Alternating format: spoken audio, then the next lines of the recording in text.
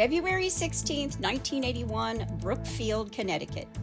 Lunch runs long, drinks flow, and tempers start to simmer. Afterward, a small group returns to an upstairs apartment above a local pet kennel. Inside, a landlord and kennel manager named Alan Bono, his employee, Debbie Glatzel, Debbie's 19-year-old fiancé, his 2 sisters, and a 9-year-old cousin. Voices rise, and the argument suddenly flips from sharp words to sharp edges. On the sidewalk outside, in the cold daylight of a New England afternoon, Alan Bono is stabbed. He collapses and later dies. His killer would say he didn't remember a thing. But this story doesn't start on that sidewalk. It starts months earlier with 11-year-old David Glatzel, a family in fear, and the demonologist Ed and Lorraine Warren, who step into a home and say it is under siege. This is the demonic possession defense of Arne Johnson, the case remembered as The Devil Made Me Do It. Hey y'all, I'm Kris Calvert. And I'm her husband, Rob Potterworth. Welcome to Hitched, Homicide. For better or worse. Till death do us part.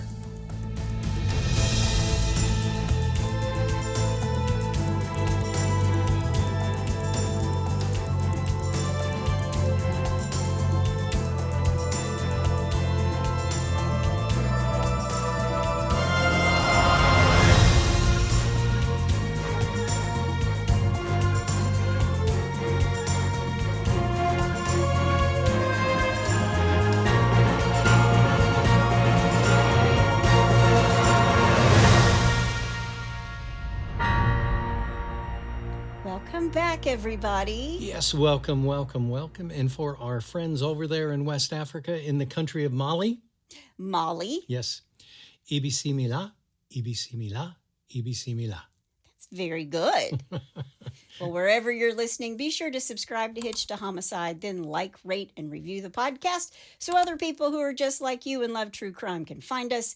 And if you're watching us on YouTube, hit that subscribe button below. Yep. If you want true crime with us all the time, please join our closed Facebook group, The In-Laws and The Outlaws. There are way more outlaws in there. I'm just telling you now. Yes, there are. Go to Facebook and type in H2H In-Laws and Outlaws, answer a couple questions, and you're in. Go join. I did accidentally hit accept all a couple of days ago. So if you were invited in by a friend and you didn't answer the questions and suddenly you're in the In-Laws and Outlaws, I apologize. There you go. There's only a couple of you, but I fumble fingers. Yeah. But go join. Yeah.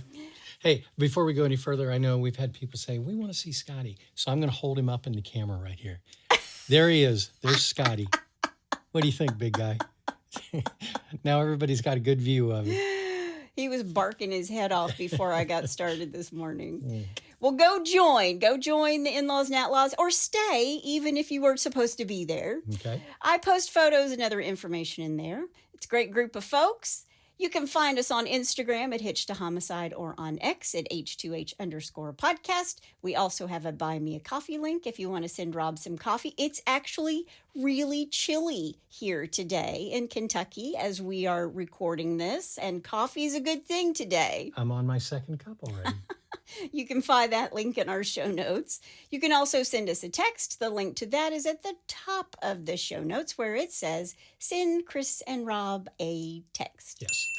It's October and spooky season, and I've always wanted to do this case because I've seen all of these movies except for the latest one, the Conjuring films. Okay. The Conjuring was released on July 19th, 2013, and was directed by iconic horror director James Wan. And he's also the man behind the movies Insidious and Saw. Okay. The film, The Conjuring, was a big hit with critics at the box office and is still considered to be one of the best horror films of the 21st century. Yeah, I don't do horror films. Rob does not do horror films, and I did not tell him we were doing this case on purpose. There you go. But success means more movies, right? Yeah. So we got the Annabelle movies and the Nun films, and these films all follow the lives of the late Ed and Lorraine Warren, who were two self-proclaimed demonologists and paranormal investigators who claim to have helped many people get rid of the supernatural entities that were plaguing them. Ed and Lorraine were married in 1945 and went on to found the New England Society for Psychic Research, or NESPR, in 1952, which would go on to become the oldest ghost hunting group in New England. Who are you going to call? And who are you going to call? Ghostbusters, or Ed and Lorraine back then. Yeah, exactly.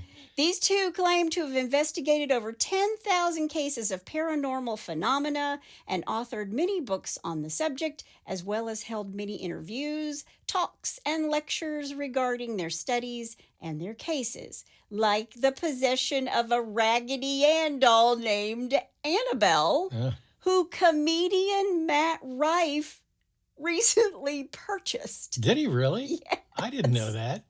I love him. He's great. I'm like, dude. And the guy who was like taking Annabelle around the country, he had the doll in Louisville, Kentucky, and he died there. Really? I'm like, don't take that doll. Don't take that doll. See, I'm more of a Caddyshack kind of guy. Yes, you are. But what about the Conjuring house? The infamous Rhode Island farmhouse that inspired the 2013 horror film is heading to foreclosure auction on October 31st, 2025. This house is clean. This house is clean. So, following financial and legal troubles under its most recent owner, Jacqueline Nunez, paranormal celebrity Jason Hawes has launched a public campaign to purchase the home and convert it into a historic site open for tours, with crowdfunding efforts underway. But Ed and Lorraine wrote lots of books, and they investigated lots of people. The Perrin family haunting, the Amityville horror, and the Enville poltergeist, all cases which have been adapted into film. Okay. Now, Elaine and Ed had a museum, the Warrens Occult Museum, which closed to the public in 2019 and had many, many haunted and cursed objects that were supposedly really bad, including that Annabelle doll. But the validity of all the cases the Warrens investigated are subject to suspicion. That's why I'm starting out with all of these, okay? All right. Ed and Lorraine are these heroic characters in these movies, and there are plenty of people who've said they used all of these cases, including the Amityville horror, which we've covered before. They used all these cases just to make money and to write and sell books. Now, regardless of how real the incidents were, and regardless of whether Ed and Lorraine were real or not, Lorraine legitimately claimed to be a clairvoyant. In October of 2023, Netflix released a documentary on the case we are doing right now called The Devil on Trial, and I can't wait to tell you all about it and my take on it. All right. Before we get started, let me thank some sources. Crime Weekly, The Casual Criminalist, Wikipedia, Vermont Law Review, All That's Interesting, Time Magazine, Reddit, The New York Times, Netflix, The Devil on Trial, NESPR, Paranormal Research in New England, Global News, Oxygen Channel, Radio Times, Mashable, Haunt Jaunts, I liked that name, Haunt Jaunts, and People Magazine, just to name a few. You will find all of the sources I have used in the show notes. All right. Well, you ready? I am. Well, let's do it. Rob, it's 1980 in New England, the town of Brookfield, Connecticut, on Oak Grove Road. Carl and Judy Glatzel are a normal American family. They were the loving parents of 4 children. I saw where Carl was compared to Grizzly Adams. Oh, really? And if you don't know who that is, you're just too young. Yeah, exactly. And you've never eaten bark. True. Yeah. Old Grizz. Yep. Judy and Carl's kids were Debbie, who is 26, Carl Jr., 15, Alan, 13, and their youngest, David, is 11. This is a deeply religious Catholic family, and their 4 children all appeared to be normal. Debbie, who's 26, is actually engaged to a young man named Arne Johnson, who is 19 years old. Wasn't he in Laughing? Oh, no, that was Artie Johnson. Artie. Right. A little backstory on Debbie and Arnie. I almost called him Artie because of you. Thanks a lot. I'm just here to mess you up. In 1976, Debbie moves out of her parents' home and into the home of single mother Mary Johnson. Mary had 3 kids of her own and had adopted her niece in 1971. And in that same year, 1971, Mary is diagnosed with colon cancer. And since she can't really pay her bills and her husband had left the family, Mary decided to take in a boarder, somebody who would rent out one room. Sure. And in 1976, she rents out a room to a young dog groomer named Debbie Glatzel. And Debbie becomes really close with the family. She was good to them. She was really kind, which is why the oldest of the Johnson kids, Arne, falls deeply in love with Debbie. But Debbie and Arne actually met in 1974 when she was 19 and he was 12. Hello. Apparently, Debbie had knocked over a magazine display in the supermarket, and Arne, who was there with his mom, walked over and helped her get everything picked up. No. And then Debbie made friends with Mary, and then later moved in with the family. Yeah. So Debbie lives with Mary's family for 4 years, and Debbie and Arne get closer and closer, and Arnie's a good kid. He was big into Little League. That sounds like an oxymoron. He's big into Little League. It's better than being little into big league. He was a paper boy, and he used money from being a paper boy to buy his mother a used car so she wouldn't have to walk to her job as a cleaning lady Wow. at the Holiday Inn. What a great kid. He dropped out of school in the 10th grade so he could take a full-time job to support the family. Wow. But through all these hardships, Mary always had her kids at church on Sunday. They were Baptists, and Arne even sang in the church choir. Now, by the time 1980 rolls around, he's 18. He's never been in a fight. He's never been in trouble with the police. He didn't get into arguments. He's just a good kid who's in love with Debbie. Now, according to Lorraine and Ed Warren, Judy and Debbie and her mom, they dabbled in some witchcraft when they met some people in upstate New York. Apparently, they were there snowmobiling.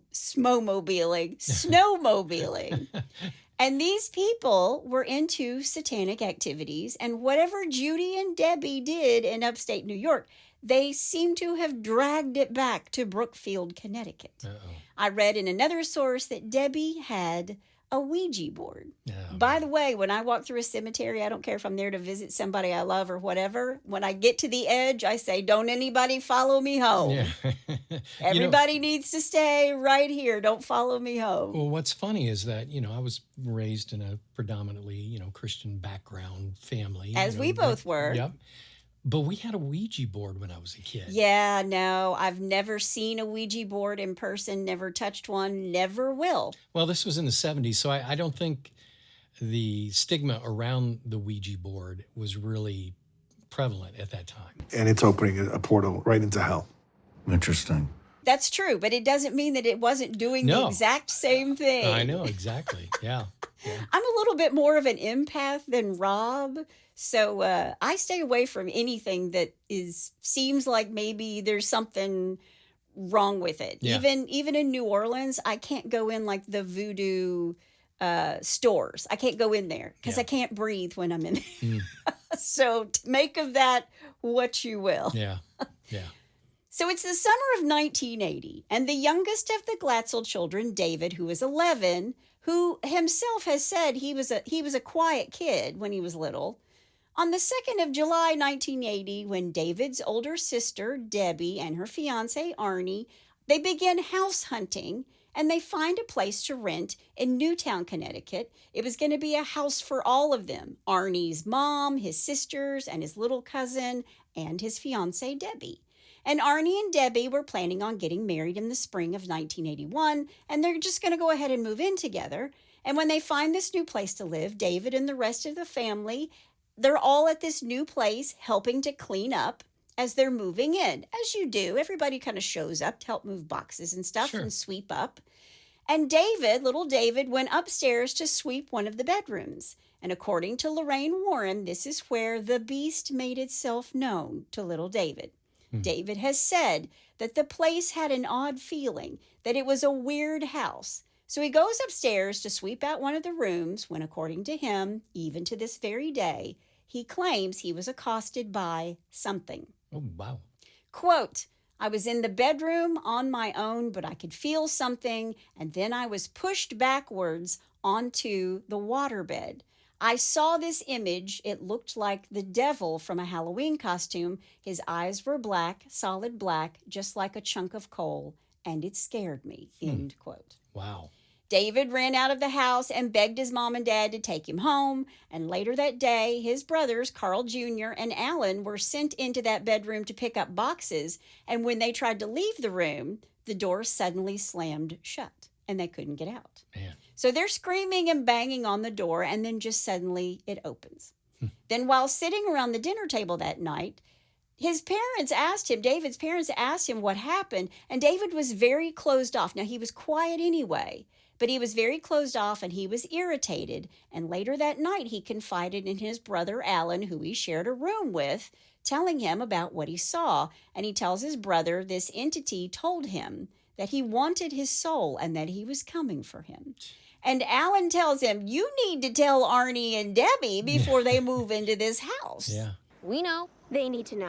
And so David does. And Debbie looks at her little brother and is like, you are ridiculous. You're nuts. But the next morning, July 3rd, 1980, Debbie is thinking maybe David's on to something about this house that they're about to move into. But they had sunk all their money into their first and last month's rent. There was no going back. Right. They They did talk to the woman who lived on the rental property before them, thinking, we'll just find out from her and she's going to reassure us. Her name was Michelle. They're violent. They move objects. She had some strange things happen to her while she was living in this same house. So the family just kind of blows it off, and Arne even jokingly asked David if he had gotten into the medicine cabinet and taken some pills that he shouldn't have. Wow. That's called foreshadowing. Make it a really menacing foreshadowing. Okay, let me do octaves here. Ready? Much better. It's Halloween season. All right. But David was adamant that what he had seen was real. And again, according to Lorraine, David saw the same entity that very night in his own home, not in Debbie and Arnie's home. Now, remember, he's 11, and he says that the guy had feet like a deer, so cloven hooves. Jeez. He also says that this entity muttered in Latin, You speak Latin. Ego te absolvo. Quod nomen mihi est? and threatened to steal his soul. Now, I don't know how an 11-year-old knows what Latin sounds like. Yeah. So I'm going to say that now.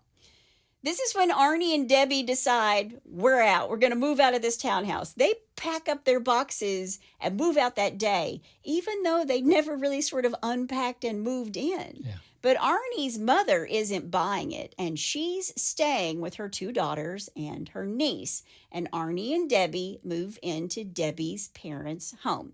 So Debbie's parents have 4 kids, and now they've got a fiance living there too. So these sightings for David go on for months, and he's having visions at first of this old man in plaid who would push and scare him, but then it began to change into something more demonic. And the family did hear strange noises coming from the attic, but only David saw this old man or this entity. And David begins having night terrors, and he started to behave strangely. He wasn't himself. And on top of that, David keeps showing up with these unexplained scratches and bruises. The family said there were knocks on the door. They would open the door and no one was there. And David is constantly in a state of fear from seeing, quote, the man. And being the devout Catholic family they were, on July 9th, this is like a week and a half later, Judy called their priest to come and bless their house. And in walks Father Nicholas Greco from St. Joseph's Catholic Church in Brookfield. Okay. He was invited at the family's request after these disturbing events started happening to David, and they felt like it was escalating. And the priest performed a house blessing and conducted prayers in an attempt to rid the property of any evil influences. I will tell you now, our psychic resident or our resident psychic, Catherine Kaufman, will say, get your house blessed. Yeah. Get your house blessed. Yep. This priest was ultimately unsuccessful because according to the Glatzels and the Warrens, the spiritual disturbances in the house and David's violent fits continued or even worsened after this blessing. You can hear that, right?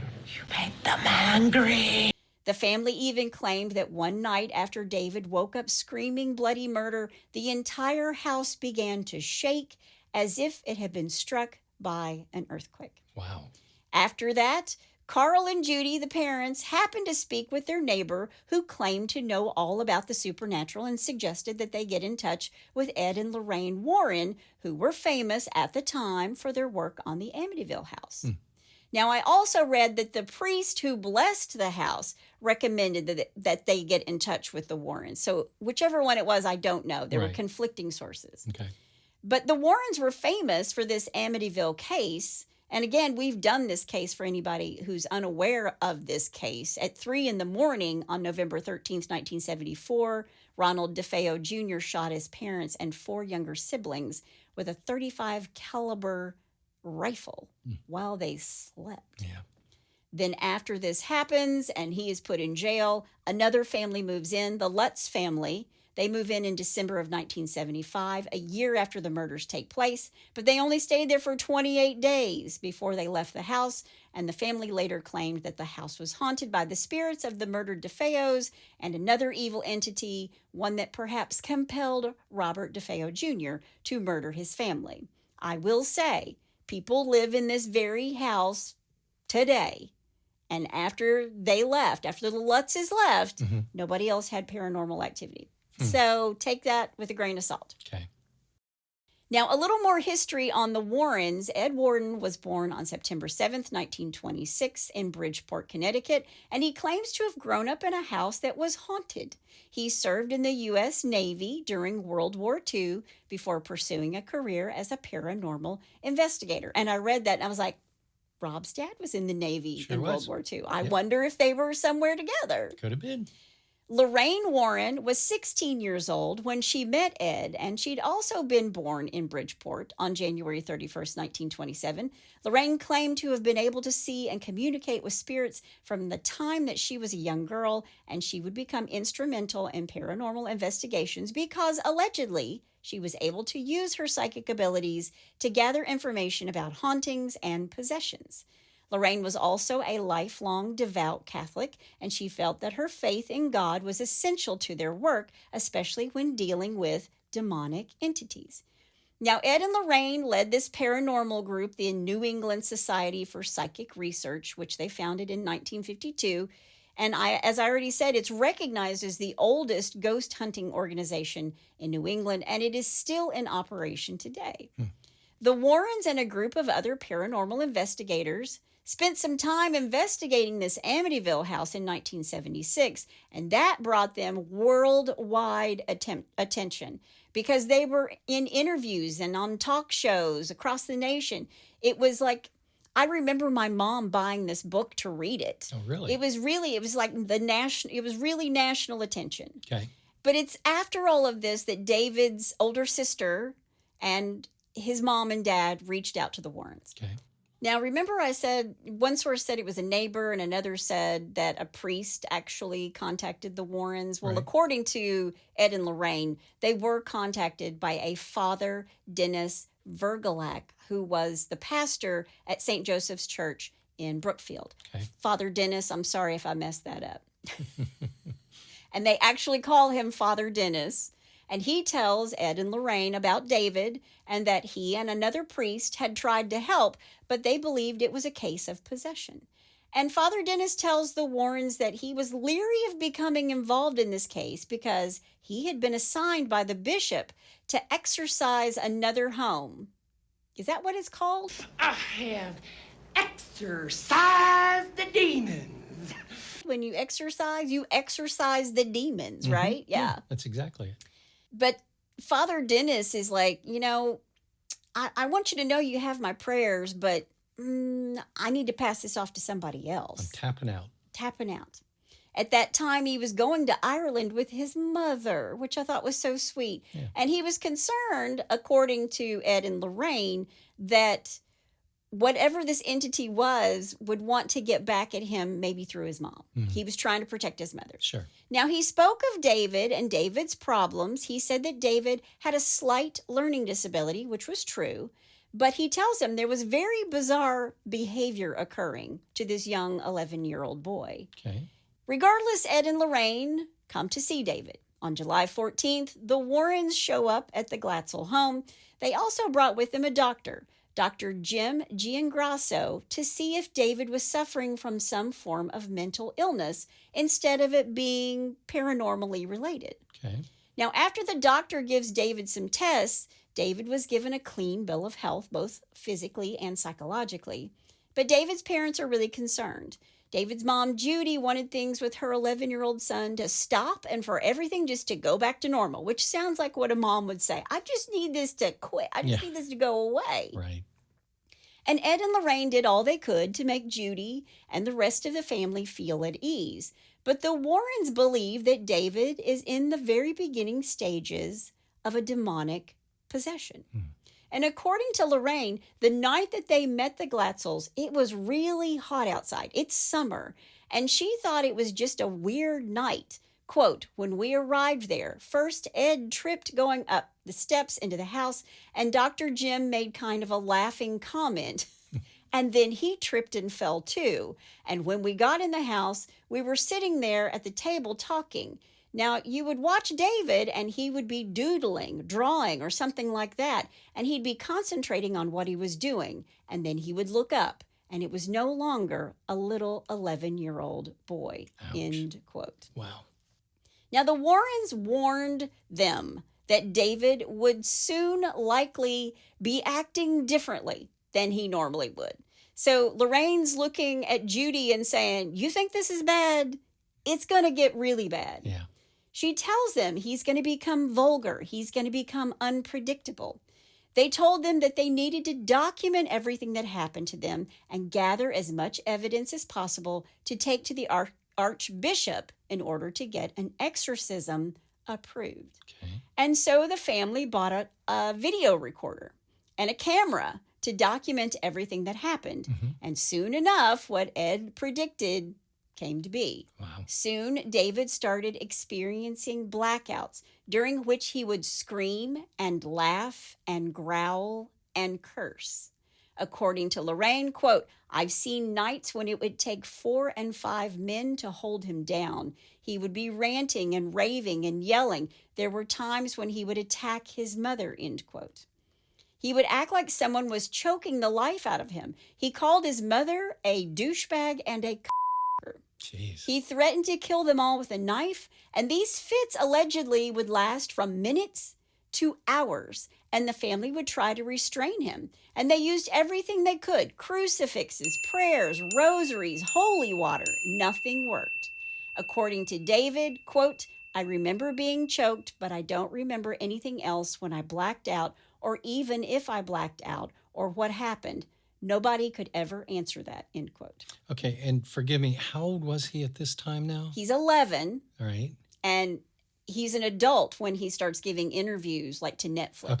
Okay. And that he's recalling that back again. They didn't remember it. At 11, it still took 4 or 5 people to hold him down. At 11, it took 4 or 5, according to Lorraine. Sure. Right. Okay.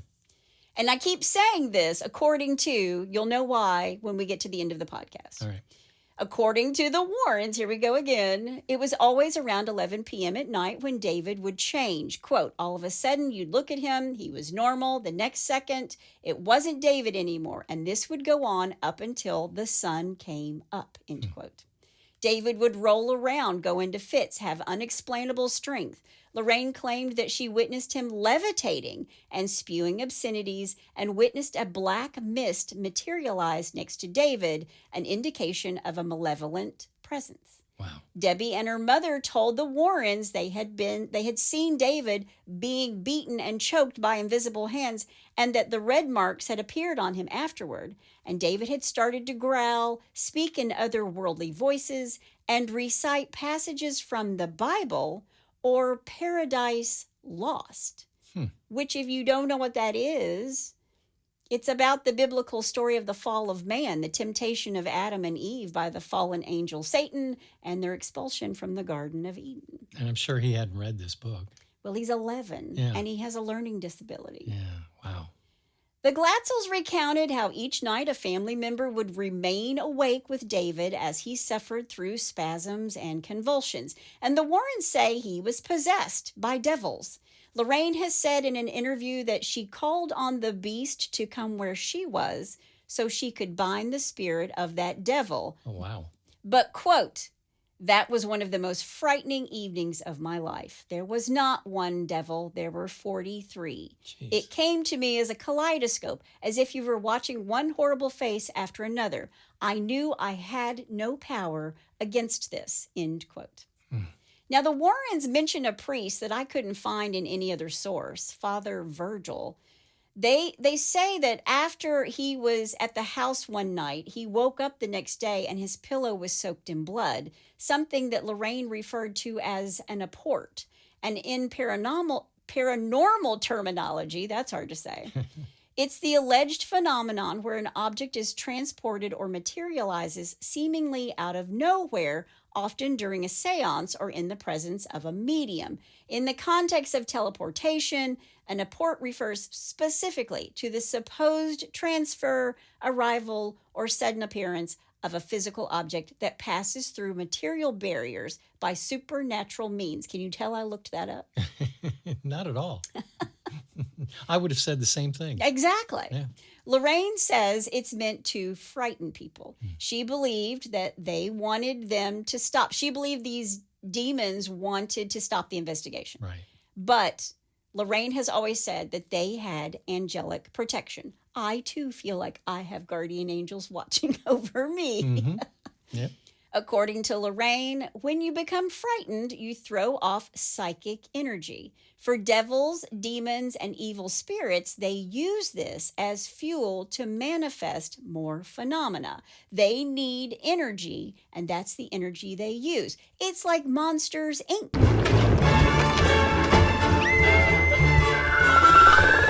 Yeah. They bottle up the screams of the little kids and use it for energy. Yeah. Now, with all this going on, you might think that Arne Johnson, Debbie's fiance, would be like, see ya, I'm out of here, because he's living with them. Yeah. But he wasn't, not at all. That's not the kind of guy he is. He's the paper boy who buys his mom a used car so she doesn't have to walk to her job at the Holiday Inn. Right. He and Debbie and her little brother David, he was close to David. He would take him fishing. They would all go fishing together. He was really an essential part of their family. He was like one of them already, even though he hadn't married in yet. Okay. Arne was a landscaper for Wright Tree Service, and he's going to become a tree surgeon. And again, Arnie's just an all-American kid. He's 18 in 1980. And while he's living with the Glatzel family, he would always help out with David at night when it would escalate and get bad. And according to Elaine and Ed Warren, he would stay awake all night with David and then go to work the next morning without any sleep. Finally, enough evidence was brought before the church after all the spewing of the bad words and the throwing of punches. The convulsions and the... Yeah. Exactly. Yeah. It was all brought to the church, and on the 20th of September, 1980, the Glatzel family and Arne arrived at their local church to meet with the Warrens and the priests, and it was decided that he showed enough evidence of a demonic possession that a cardinal from the Catholic Church came to meet with the family, and an exorcism was ordered. Okay. Now, sources show that between 3 and 6 priests visited with David over all of these different exorcisms. The Warrens claimed that 3 of them were from the Vatican. I don't know how many of these priests tried to perform the exorcism. I believe they worked together, like it was more than one priest there at a time. Right. But when the first exorcism happens, it's performed by Father Dennis, who I guess even though he didn't want to get involved, he's now involved. Sure. And when the exorcism happens, David has to be held down to the floor for it to be finished. He reportedly growled and hissed. He twisted and thrashed about. He tried to attack the priest in charge, and David called him all sorts of names before being held down. And there were multiple exorcisms performed between September and October of 1980. But during this first one at the church, it was in the basement that was adjacent to the school. And he was so loud. There was so much noise and violence that it could be heard in the elementary school. Wow. According to Lorraine and Ed, the doors in the back of the church were opening and shutting, and the pews, which were bolted down, were moving. Hymnals that were in the seats next to the Warrens flew away, and David broke away from everybody holding him and attacked the priest. Wow. But at the last of the exorcisms, when a young priest has come in to take Father Dennis's place on October 14th, 1980, during the exorcism, David began to turn blue. His tongue swelled. He couldn't breathe. And that's when Arne, who's been by Debbie's side and right there with the family helping with David, Arne steps in and says, quote, "I yelled at this thing at the top of my lungs. I said, leave this kid alone. Take me on. I'm here. Take me on." End quote. According to Arne, he felt a coldness, ice cold, come over him. Wow. And Lorraine said, "Oh my God, what did you just do?" And after that, everything seemed to sort of fade away. David's behavior returned to normal. There were no more strange occurrences in the house. And it all seemed that, like, one way or another, this exorcism had worked. David has said, quote, "I remember I was happy. I spent a lot of time just playing outside, trying to be a good kid, be the sort of good boy of the family," end quote. Soon after the exorcism, where Arne tells the entity to take him on, Ed and Lorraine went to the police. Glenn Cooper was a detective at the time, and he recounted his encounter with the Warrens for the Devil on Trial series in great detail. Quote, "I was aware that there were strange things, demonic things, allegedly happening in the Glatzel house. Some of the police officers had gotten noise complaints there or something. I was a detective on duty, and Ed and Lorraine Warren came to the old police department on Grays Bridge Road. Ed Warren introduced himself as a demonologist, and Lorraine introduced herself as a psychic. Lorraine was upset. She went on to tell me that during one of the actual exorcisms, Arne Johnson challenged the devil to leave David and take him on, and Lorraine was very upset about that. She says, he should not have done that. You cannot do that. He does not know what he's up against. And she said, I see serious injury or death with a knife. Oh, wow. She said that she wanted to make it clear, quote, I see this happening as a psychic. She was very matter of fact. She didn't look bizarre. She didn't act bizarre. I thought she was relating what she really believed. And to her, it was real, end quote.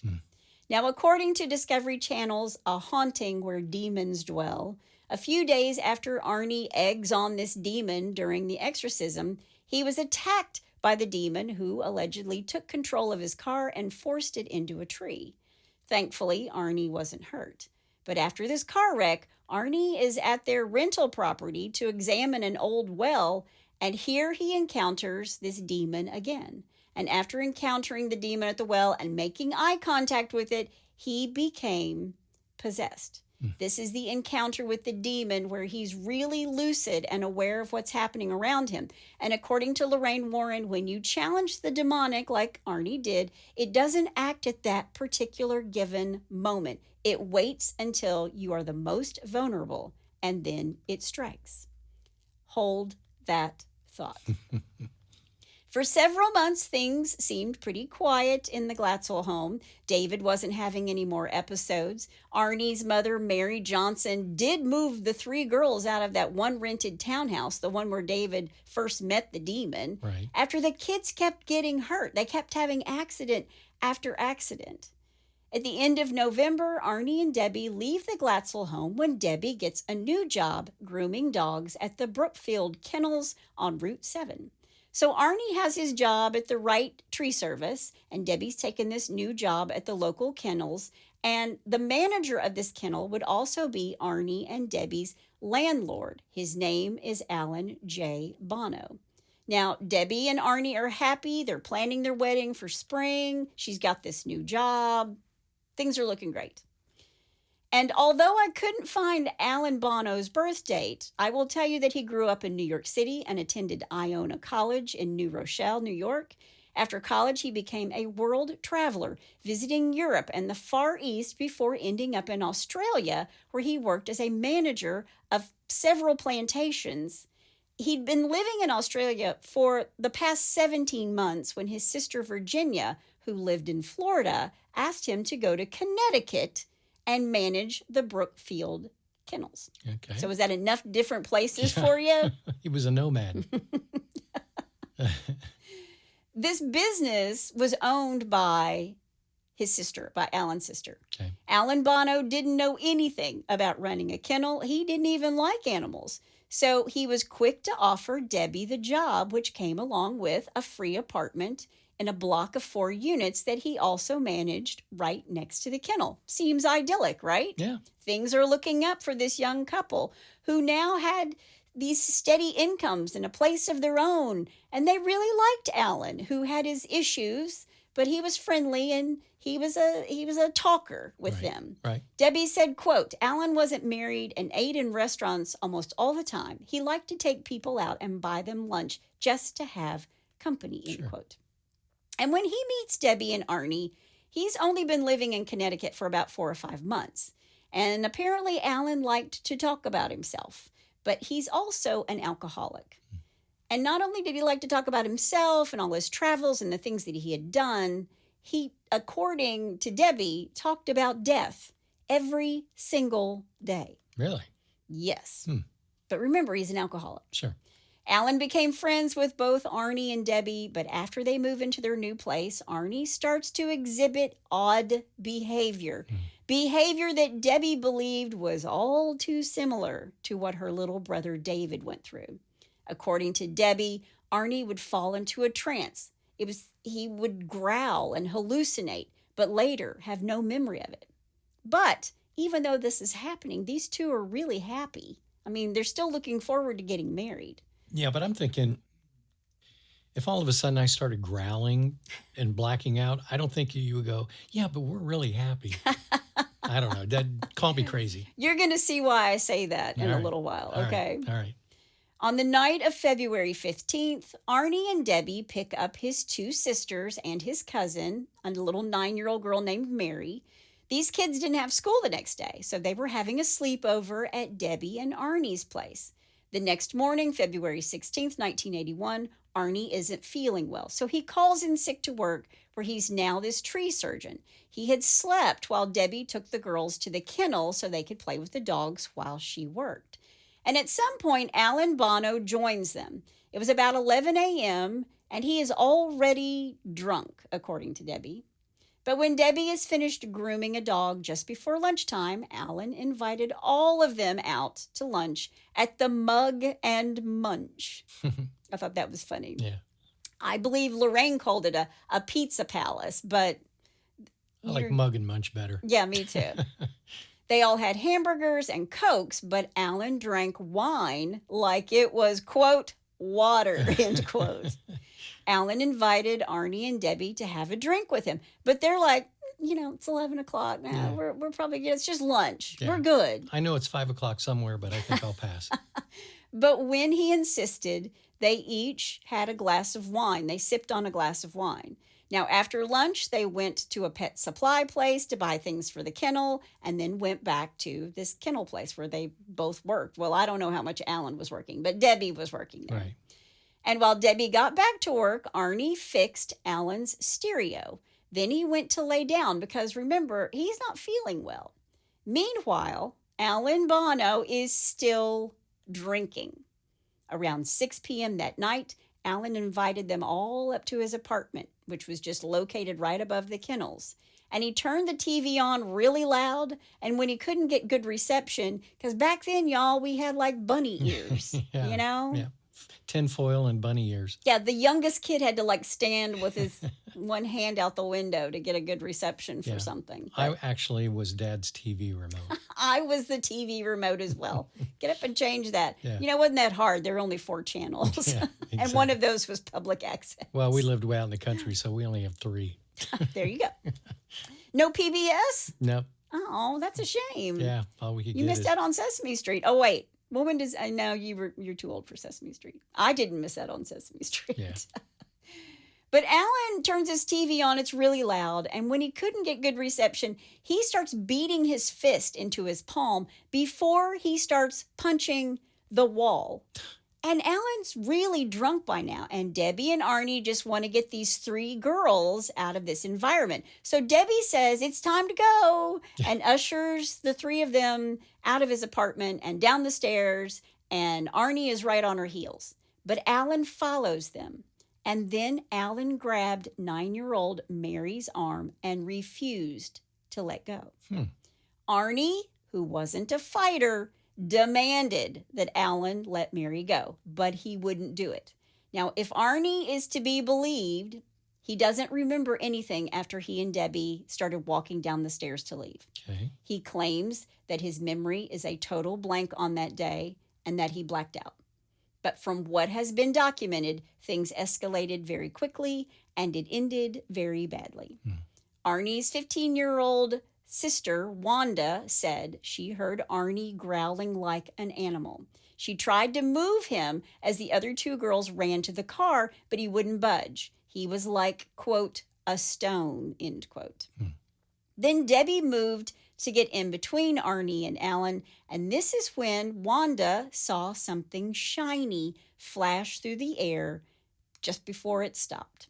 Wow. And then Arne went still, and he walked away into the woods as if he's still in this trance-like state. Alan Bono fell forward to the ground, not moving. Beside his body was a 5-inch tree surgeon's knife. It was a foldable blade. It was something Arne always had with him. In the words of Detective Glenn Cooper, quote, I got a call from dispatch. I was told that there was a serious stabbing. We were calling all hands on deck, end quote. And I believe this stabbing and what is going to end up being a murder was the first murder in this area in like 120 years. Really? Yeah. Wow. Debbie told the police who arrived on the scene that Arne and Alan had been drinking. In the apartment, there was an argument and it developed into a physical fight. It ended out on the front lawn of the kennel about 13 to 15 feet from the front door. And during this fight, Arne pulled a knife out that he had in his pocket and he repeatedly stabbed Alan Bono. Alan Bono fell. He's mortally wounded. Debbie was very distraught. She tells the cops that Arne took off to the woods and that she thought he was going to head to the family home on Oak Grove Road because it's not that far away. Okay. Arne Johnson stabbed Alan Bono a total of 4 times with this 5-inch, 13-centimeter pocket knife. Ouch. Reportedly growling like an animal all the while, and each stab was within the chest and the stomach region, clearly meant to cause harm. Right. Then Arne takes off into the night, and Debbie called the police as well as her family. And when her family gets the call, David is petrified. Little 11-year-old David's petrified. He thinks that the demon is back and that it had possessed Arne, and it was going to come after him all over again. Carl, Judy, and Carl Jr. all piled into the family truck, and they took off to the apartment to help Debbie, leaving David and Alan alone at home. Now, when the family gets there, Debbie says, quote, oh, there was a bad fight. Alan got stabbed. He's over there, end quote. And 15-year-old Carl Jr. sees Alan Bono laying on his side. He rolled him over. He sees the 4 stab wounds. And Alan's gasping for air, and according to Carl Jr., he just kept saying to him, quote, Alan, hold on, end quote. Alan Bono was transported to the hospital, but he died from his injuries hours later. By the way, on autopsy, Alan Bono had 3 times the legal limit of alcohol in his bloodstream. Wow.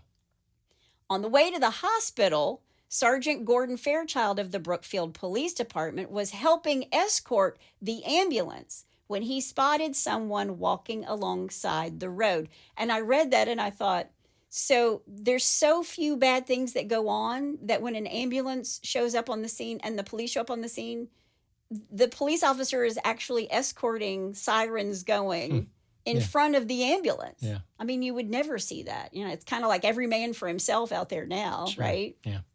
But as he's helping to escort this ambulance, he sees someone walking alongside the road. It's Arne. He's dazed and confused. He had blood all over his hands and shirt. He's arrested immediately, and he's charged with assault. Though before the night was over, that charge would be raised to murder. And Arne couldn't believe it, any of it. He had never been violent before. He'd never hurt anyone before. He'd never been arrested. And he claimed to have absolutely no memory of anything he had done to Alan. He told them they had the wrong guy. And nevertheless, he was charged and held for murder in the first degree, and his bond was set at $25,000. Okay. Now, the police remember the Warrens coming to them and saying, something bad's going to happen. Lorraine saw it, and there was supposed to be a knife involved. But she didn't mention Arne, and the police believed it would be David because the Warrens showed the chief of police, Chief Anderson, the evidence of David's possession. The police had several different reasons for why they thought this murder had happened, and initially none of them had anything to do with a demon or the devil. Okay. Alan grabs Mary's arm. You know, that was one of the motives. Right. There also may have been an argument about the payment for the stereo repair. But the third motive was one that we're all familiar with, especially on this podcast, a love triangle. During the 3 months that Debbie and Arne had lived at the Brookfield Kennels, they had become really close with Alan. They'd even talked about opening a pet store together. And Debbie's mother, Judy, had been overheard more than one time saying that there ought to be more men like Alan Bono. And Mary Johnson, Arnie's mother, said she felt as if she knew Alan because Arne talked about him so much. And her son had often told her that Alan was just a wonderful man. The Brookfield police had suspected that there may have been a little bit more between Alan and Debbie than just a friendship or a personal relationship. And this is something that Debbie has always denied, saying, quote, "They say we must have been having a love affair. If that was the case, everybody was in love with Alan. He could make friends with anybody," end quote. And I believe in the end, Debbie will admit that she and Alan had a little bit of a fling, but that it was over before she and Arne moved into the apartment. Gotcha. In the 3 weeks after Alan's murder, police conducted 18 in-depth interviews. The 4 people who had witnessed the crime were interviewed, these little girls. They're all interviewed separately. And at the time, every single story lined up. It was all the same. On February 27th, 1981, the Hartford Courant reported the Bridgeport Diocese had assigned a Father, Francis Virgil, to act and investigate in the possibility of diabolical possession in David Glatzel. So all this time, nobody really knows what's going on with little David, unless you were close to the family. Sure. But suddenly it's all out in the open. It's in the paper. Okay. The diocese admitted to having performed an exorcism, but they said they only did like 1 or 2, and they weren't formal. They were just like, you know, your basic run-of-the-mill exorcism. I wonder why they didn't want to let people know that they were actively doing this. I think because, especially at the time, I mean, the Catholic Church, I think they recognize that they do exorcisms, but maybe at one point they didn't really exorcise that, or they didn't really say that they were doing exorcisms because, I mean, it's kind of like, that's scary territory, right? Yeah. Yeah. I guess. Okay. The communications director for the diocese said that a formal or solemn exorcism was never even requested, even though the Warrens and the Glatzel said, listen, that is not true. So now the church is kind of like, we're going to separate ourselves from this because now there's been a murder. Yeah. Ed and Lorraine Warren were also interviewed, and they told the press that they did not believe Arne was possessed any longer, but he could be taken over again at any time. And Lorraine said, quote, "The demon used Arne to achieve its goal. It wanted to really destroy this young man's life," end quote. Now, as far as the formal exorcisms not being requested, Ed Warren said, quote, "The two younger priests went directly to the bishop. We have it on tape. We hope the priests will do what's right and come in and testify. If they don't, we will have to subpoena them to testify, and we'll have to use our tapes to prove it," end quote. Wow. And Lorraine claimed that a few things had made it possible for this demon to so fully take over Arne. First thing was that he had taken penicillin that day and he wasn't feeling well, which is an antibiotic, and Arne had also had some alcohol that afternoon, which further weakened his demonic defenses. I will tell you, Catherine Kaufman, our resident psychic, will say it's when you're in this weakened state. So alcohol, drugs, any of those things. Right. Just don't do them. There's just really no reason to do it. Yeah. But Arnie's court-appointed attorney, George Tam, he's not really on board with everything going on with Lorraine and Ed. Right. But by early March, Arne had a new attorney, Martin Manila. He was 6 years out of law school and hungry to make a name for himself. And according to Arnie's mother, Mary, Manila offered to represent her son free of charge. And as soon as he was on the case, he announced to the media that if his client was indicted, he was prepared to make a legal argument that the devil had made Arne Johnson murder Alan Bono. It's as if I'd spent my days sitting on their shoulder, forcing them to commit acts they'd otherwise find repulsive. Oh, the devil made me do it! The devil made me do it. Quote, "The courts have dealt with the existence of God. Now they're going to have to deal with the existence of the devil," end quote. Wow. The media had a field day. Yeah, wow, bad. This is 1981. Yeah. So there really aren't like movies about, we're so numb to so much of this stuff now because all these Conjuring movies have been out and all these scary demonic movies have been out. I think The Exorcist was out, but that was like people were fainting in the aisles at the movie theater. Do you remember that? Yeah, that was basically the only movie that was out there at the time. Yeah. So the media had a field day with all of it. A man claiming that he'd been possessed by the devil, and that's what made him kill a friend. I mean, it's unheard of. Mm-hmm. And the Warrens were interviewed several times about the case, and they even allowed some of the tapes they took of David's possession to be played on the radio. David, in the name of Jesus, Jesus repels you. Leave this child alone. It's on your forehead. Yes, never. You are not strong. You're weak. You're weak. Ryan.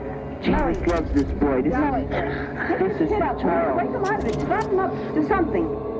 He won't get out of it right now, Ma. He told me that he won't do nothing now. What do you think he's been doing all In the this name of the time? Father and the Son and the Holy Spirit. Amen. You gotta hold him down. He told me to. Hold him on the ground. David, Mommy's here. Mommy's here. Come on, wake up. Come on. Get up. Come on, let's go. Get out of this. Get out of my son. Get out of my son. Come on. Come on, son. Son, get up. Get away from my son. No! I'm your mother. David. Wake up. Get up. Get up, David. Use the Holy Mommy loves you. Mommy In the name loves of you. the Father and the Son and of the Holy Spirit. Amen. You can't sit him up. He's doing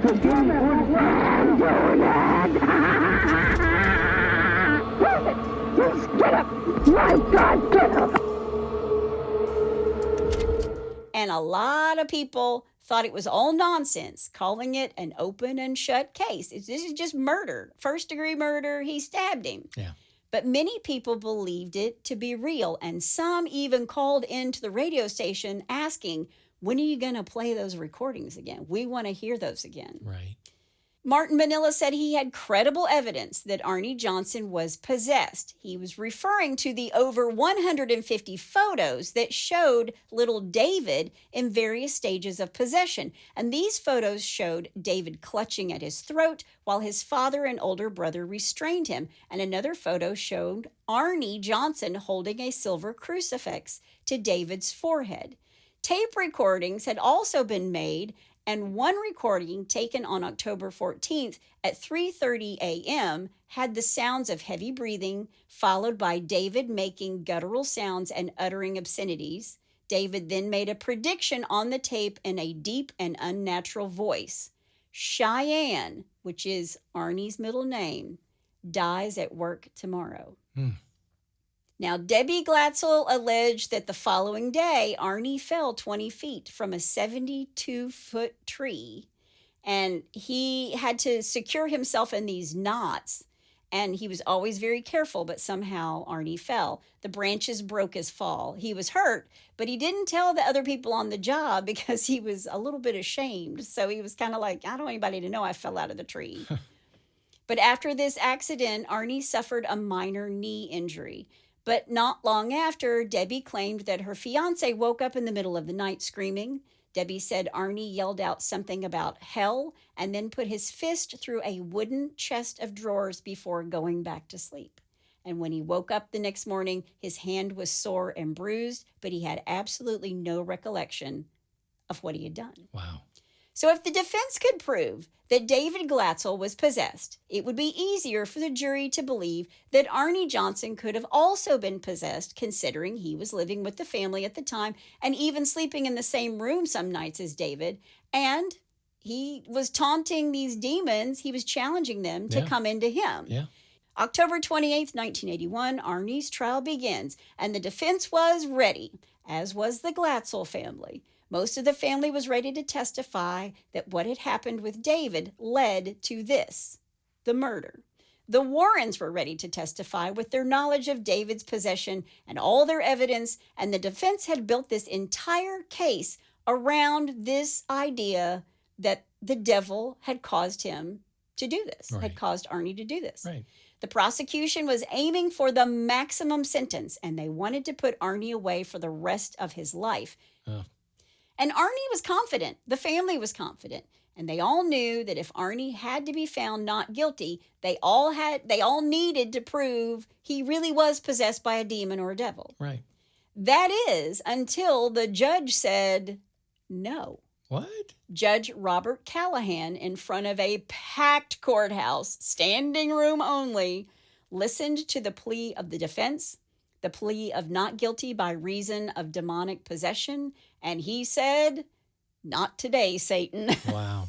He said no. Wow. He said that defense was nonsense, that it wasn't real, it wasn't provable science, that it had no bearing in this case or in any case in a United States court, and that no evidence or testimony in regards to said defense would be heard or acknowledged by the court. Wow. Their whole strategy was banking on their case of demonic possession, and it had just gone up in smoke right before their eyes. Yeah.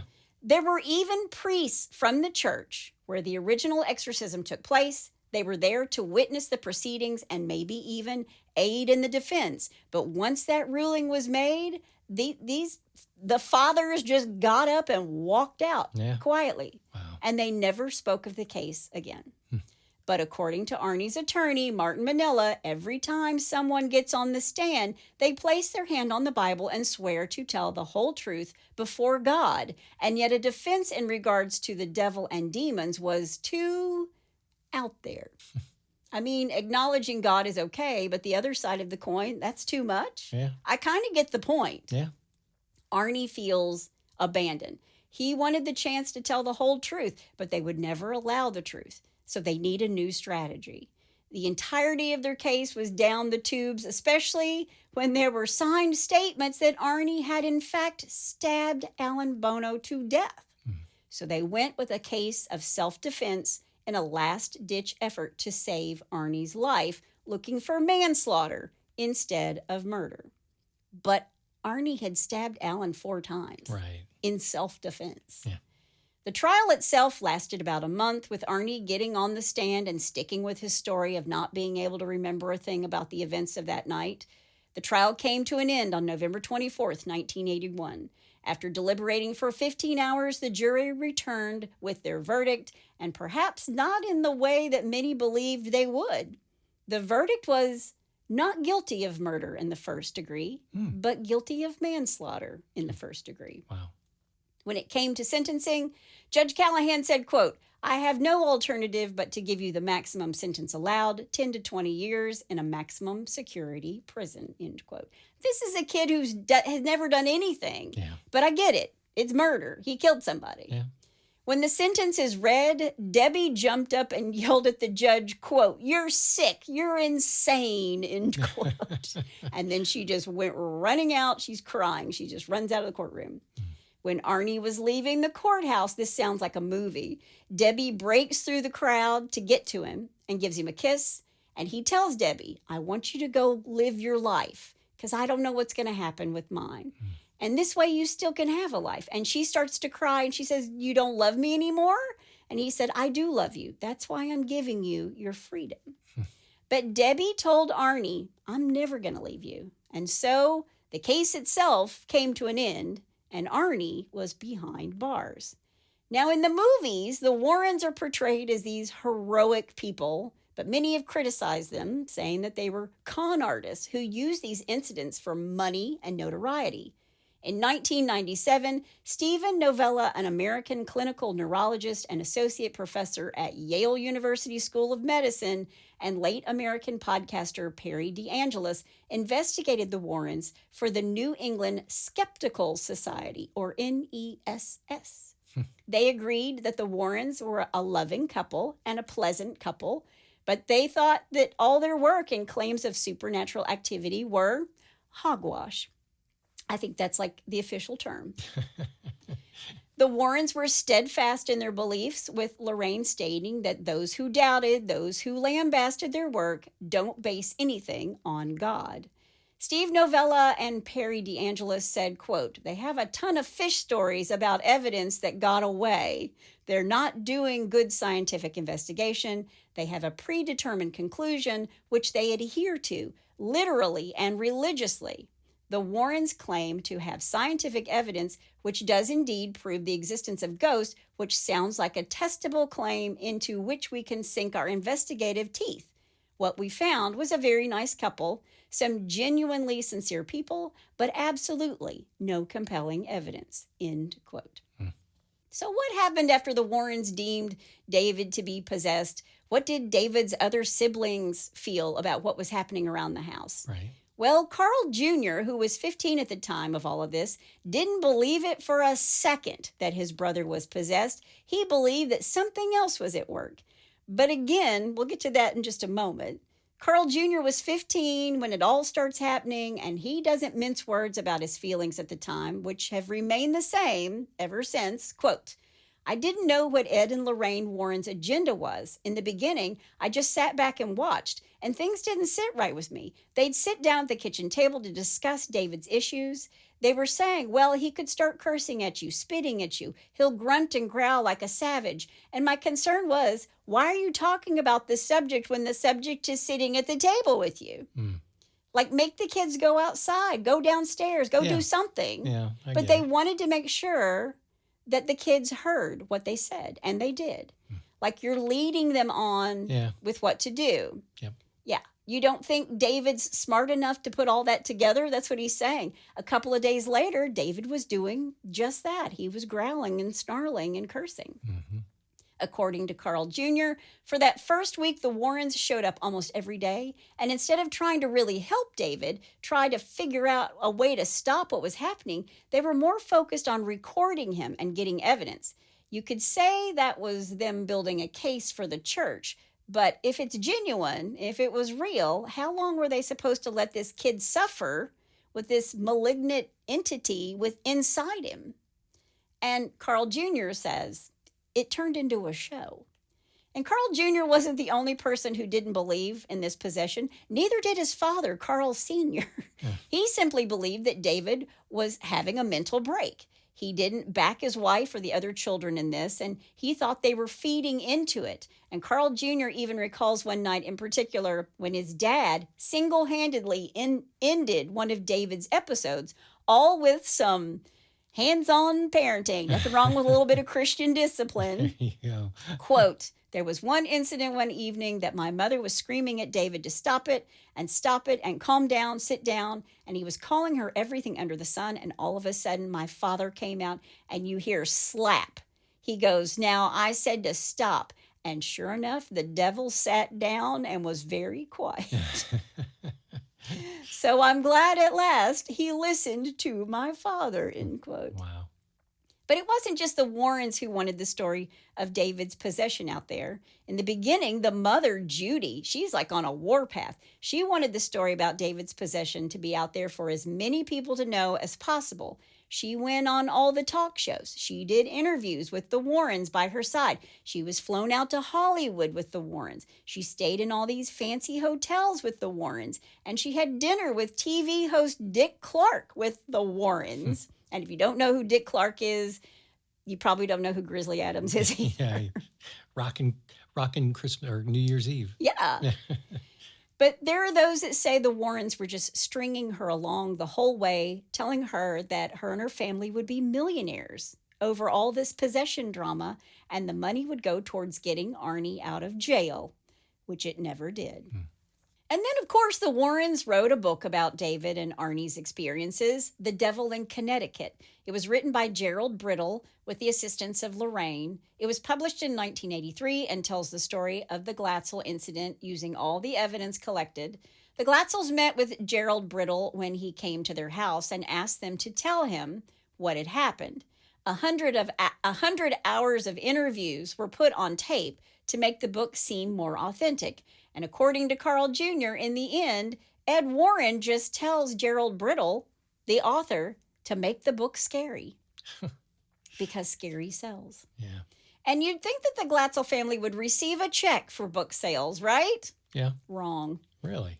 According to Carl Jr., quote, Ed and Lorraine Warren took over. 6 months later, the Warrens showed up with paperwork, and my mom's like, should we get an attorney? Yeah. And Lorraine's like, no, dear. William Morris Agency has a whole floor of lawyers. And according to Carl Jr., my mother and father received $4,500. But Ed and Lorraine received over $81,000. Wow. And they're still making money off of it with the Conjuring films. Now their estate is. Years later, the Glatzels fought against the book. They fought against the hell that the Warrens had put them through. The book was republished in 2006, causing a fresh wave of crap to fall on the family. Carl Sr., who still stood fast that he never once claimed his son was possessed, even to Judy, were long gone. So the kids now, as adults, have to deal with all of this. Right. David and Carl Jr. even sued the authors and book publishers for violating their right to privacy. Lorraine defended what she and her husband did to her dying day, claiming they helped the family, while Carl said they had taken advantage of his brother's mental illness and had painted him as the villain because he wouldn't play along. And then there's this.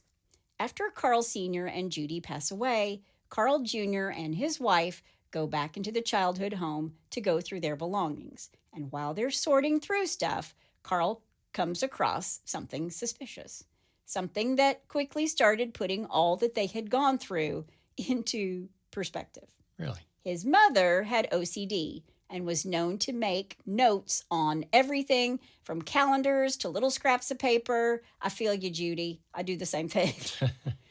But Carl found a note in Judy's handwriting, which was scribbled, quote, well, the family had their medicine tonight and everything is good, end quote. Ooh. It is alleged that Judy Glatzel, without her family's knowledge or consent, had been drugging their food for years. Really? Specifically with the drug Sominex. Now, Sominex is an over-the-counter sleep aid medication. Yeah. And it's easy to get. And Judy had been giving it to the rest of her family for a very long time, always in their dinner, which she served separately from her own. Her food was always made and stored apart from the rest of the family's meals. That wasn't suspicious at all. And if any of them offered her seconds from the family's share, she would always decline. She wanted everybody to be quiet and go to bed. Yeah. She was drugging them. Wow. And here's the thing about Sominex. Long-term use has the potential to develop side effects, which include mood swings, weight gain, euphoria, hallucinations, and psychosis. Wow. So did Judy cause her youngest son to experience a so-called possession or a psychotic break? The same can be said about Arne, because he lived with them. He ate the same food that they did. Right. He was under the effects of the same drugs and easily could have been or had similar problems or side effects on his mental state. Sure. Especially the night he stabbed Alan to death. Right. The Conjuring films have been a huge success, some of the best horror films in recent history, and no matter what you believe about Ed and Lorraine Warren, Carl Jr. said it best, quote, "They were good at what they did," end quote. You could take that any way you want. Yeah. Yeah. Judy and Carl Sr. have long since passed, as did Debbie, but she never wavered in her love or support of Arne. She stuck with him till the end. Quote, "I've always said it from the beginning that Arnie's innocent. He's been to hell and back," end quote. So what happened to Arne? In 1985, he and Debbie tied the knot while he was behind bars during a small ceremony with the family. And then 1 year later, in 1986, only 5 years after being sentenced 10 to 20 years, Arne Johnson was released in full for good behavior. Wow. He was a free man. He and Debbie stayed together for the rest of her life until she passed away. And from all accounts, they believed that what had happened to him was real. And they remained happily together until the end. They had 2 sons. I believe they even moved to New York. But even to this day, Arne has been affected by all those events all those years ago. But he maintains his story and says, "I don't remember any of it, but I am a better man for it." Wow. Quote, "This whole thing changed my life, brought me more to religion. I'm not possessed. I never had an exorcism, but I'm not possessed, and I know how to protect myself. I know what prayers to say, so I'm very much in control. My faith keeps me strong, so everything seems fine. Life is moving forward, and that, as they say, is that," end quote.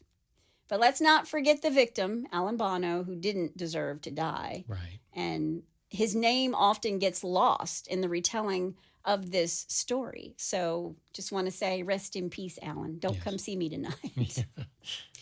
The Warrens are also gone at this point. Ed Warren passed away on August 23rd, 2006, and Lorraine died on April 18th, 2019. She's actually in some of those Conjuring movies. She has like little cameo appearances. Oh, really? Yeah. Wow.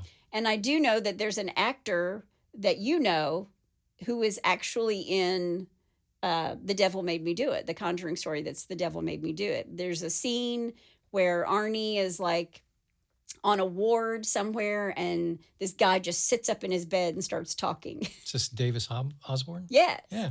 Yeah. Yeah. Okay. But that is the story of the Arne Johnson, David Glatzel, and the devil. So if you're watching the Conjuring movies this October, now you know even more. And that's all I have to say about that. All right, my take on this thing. Okay. Well, I think it's difficult for anything that's dealing with the paranormal because you don't have scientific evidence. There isn't hard evidence. Okay, this is exactly what happened. It's all on basically hearsay. Yeah, and I think that now, I mean, if you watch all the paranormal ghost hunters and stuff like that, everybody has a camera with them in the palm of their hand, which was something that was unheard of, 40 years ago or whatever. So I think, instead of just saying, I saw him levitate, I saw this, I saw that. Well, now someone's going to whip out their phone and be like, here's the video footage of him levitating, which I don't think any of us have seen. Right. So I don't know. Make of it what you will. Again. Except in The Exorcist. Except in The Exorcist. Oh, well. All right. Well, hopefully Arnie's found some peace and he's moved on with his life. And I agree. Yeah. All right. Well, let's move on to some people that probably were possessed themselves with a little bless your heart. Well, bless your heart. All right, number one, I'm calling He Was McFlurried Away. Oh, okay. Yeah. Love this. A statue of Ronald McDonald was stolen in broad daylight from a sleepy Pennsylvania town's only McDonald's, leaving local police trying to track down the suspects in the devious McNapping. I just realized if it was a McFlurry, that means that the ice cream machine was working. There you go. The lost effigy depicts the famed smiling redhead kneeling in his bright yellow uniform, according to police. Quote, "We're not clowning around.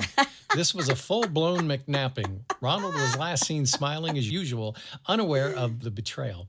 Witnesses say he didn't even put up a fight," unquote, the NPD wrote on Facebook. Quote, "To the suspects, we get it. Times are tough and therapy is expensive, but kidnapping a plastic icon of joy, that's a McFelony," unquote. Oh, that's good. Yeah, police are urging the public to keep an eye out for the long-lost Ronald, quote, "maybe at a party, passenger seat of a car, or sitting awkwardly in someone's yard." The young suspects were captured on surveillance footage fleeing the scene in a black car without a readable license plate. Oh, Yeah. okay. Now, few McDonald's still feature the fast food giant's old mascots. Many across the country were modernized over the past decade, which included the removal of Ronald McDonald and others like Grimace. And the Hamburglar. Yeah, but who shot back up to popularity in 2022 after the release of a milkshake in his honor. Okay. Yep. Okay. Nobody wants the Ronald because they're afraid of clowns. I'm just saying Yeah. it. The occasional hangry burglar loves to mess around with the idols. Coincidentally, an identical statue of Ronald is being sold on eBay for $2,500 with a pickup location that's just an hour outside of where it was taken. You don't say. Yeah, that was just coincidence, I'm sure. That's good. All right, number two, exactly why cursive should be taught in schools. Which I agree. Yeah, a Colorado man is wanted for allegedly attempting to hold up a bank in a robbery that quickly went off the rails when the teller couldn't read the note he handed over. He's a part-time doctor as well. Oh my gosh, the accused would-be thief entered a bank in Loveland, Colorado around 5 p.m. on December 17th and went straight to the teller, who he handed a note, according to the Loveland Police Department. But the teller couldn't discern exactly what was written on the note since it was nearly impossible to read, according to CBS Colorado. That's too good. Yep. As the teller was still trying to figure out what the note said, the man grew frustrated and quickly fled the bank, police said. The suspect was wearing a brown hoodie, a green baseball cap, and sunglasses. The LPD are still searching for him, and to top it off, his face wasn't even covered during the incident, so they have a clear picture of his Bless face. his heart. I He didn't know. get his instant gratification, so he just stormed out. Exactly. All right, number three, and finally, Finally. honesty will get you everywhere. Yes, it will. Yes, including jail. Oh, okay. An alleged meth user landed herself behind bars when she called the Indiana police to rat out her drug dealer. Oh, I don't know if that's a good idea or not. Yeah, telling cops the batch was, quote, not what it was supposed to be. Oh, Lord, have mercy. Yeah, I know. Sarah Harris, 34, dialed 911 twice in January to complain that she was supplied with a bag of methamphetamine that was bad. Oh. An arrest affidavit obtained by the smoking gun said that Harris then allegedly handed the drugs over to the cops at her home in the city of Bedford in hopes that they could test their authenticity. What's her name again? Harris, Sarah Harris. Life's a bitch, Sarah. You can't always get what you want. Exactly. The bad meth left her feeling as though she were having a heart attack. I think meth will do that too. You think? Harris allegedly admitted to snorting a line of the substance and felt, quote, something different when it touched her skin and nostrils. She immediately knew it wasn't the experience she had signed up for. She compared the painful sensation to the, quote, bowl of normal meth, unquote, she smoked with a friend previously, according to the document. No way. Yeah, I know. Harris was apparently willing to admit to her illegal activity as long as it meant retribution for her sketchy dealer. Ooh, quote, snitches get stitches, "You got Sarah. it. I wanted to turn the person in that provided the bad meth," Harris allegedly declared. For her candid honesty, Harris was slapped with a meth possession charge only, a felony that carries a maximum sentence of about 30 months. Oh. Yep. The arrest does not mark Harris's first run-in with cops. Here we go. Get your laundry list out. Okay. She has a prior conviction for theft, meth, possession, criminal mischief, disorderly conduct, resisting, operating a motor vehicle while intoxicated. That's quite a rap sheet. Just to name a few. Oh, geez. So there's your idiots for the week. Too bad you can't rate your drug dealer on Yelp. Oh my gosh. It wasn't as advertised. Yeah. 1 star. Yeah. Wow. Well, if you have a bless your heart or you know somebody's heart who needs blessing, all you got to do is go to hitchedtohomicide.com. When you get there, you can find a pull-down menu, and while you're there, you can also suggest a case or tell us about your brush with true crime. Next week, we're going to do another spooky Halloween story. There we go again with the mouth trumpets. All right. That's my amazing husband out there. That's my beautiful bride in the booth. Join us next time on Hitched to Homicide. Bye, y'all.